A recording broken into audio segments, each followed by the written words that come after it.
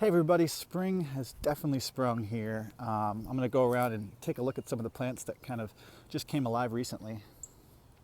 What we have here is the premier plum that I planted about 2 years ago, and now it's the first thing to flower in my garden here.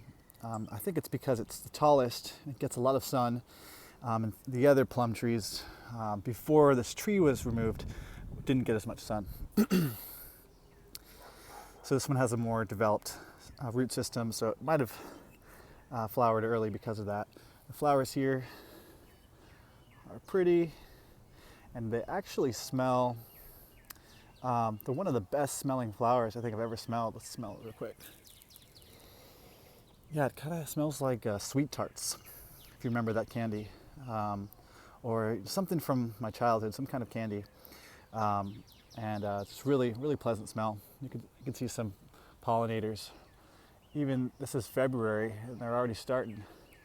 That looks like a fly, but I think the bees will find it eventually. Let's see what else has flowered. This one here is the Korean bush cherry. I've never tasted it before. Only planted it about a year ago. And I planted two because apparently the pollination is better with two plants. The other one didn't quite make it. I think I'll still get some fruit on this guy, but it might not. The fruit set might not be as good. But again, remember, the other plant I had most likely was a clone of this. It was like the exact same species, exact same, not just the same species, but the same exact organism, just a clone of it. So having 2 or 3 or 4 of those is not going to help pollination. You need another variety of the same species. So we're going to see throughout the year how this fruits and how this does. This fence is also new, so it's not going to get a lot of sun, unfortunately. I may have to move it, but I might wait till next year. Okay, so that's the Korean bush cherry.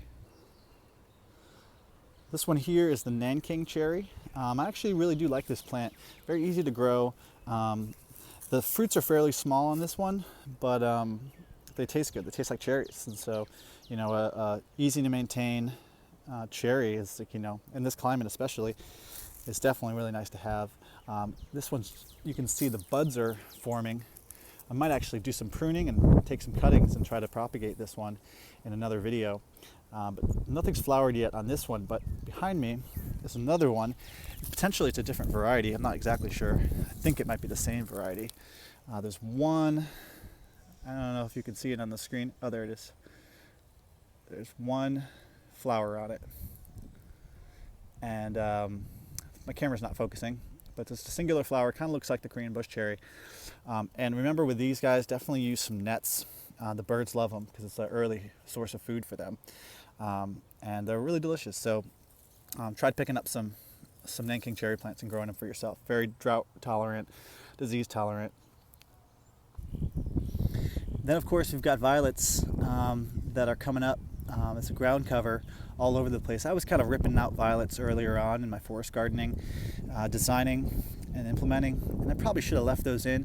I was trying to get a dominant strawberry cover, but I realized that strawberries don't really last. You can get them to spread and create a ground cover and produce fruit the first couple of years, but they kind of just die off, at least around here. So the violets with their edible flowers and their really low growing habit are definitely more preferable. If I could do everything over again, I probably would leave a lot more violets, but hey, they'll come back. They're pretty vigorous. And the last one today is the hazelnut. I don't really know very much about growing hazelnut, but these flowers appear, or I think they're called catkins, maybe.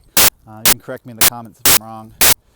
They appeared in the fall, in the wintertime, and now they're starting to loosen up a little bit and look more like, kind of like mulberry flowers, or actually they look like anything else I'm growing, but they're looking a little bit more like flowers as opposed to just like these stiff little cylinders they looked like before.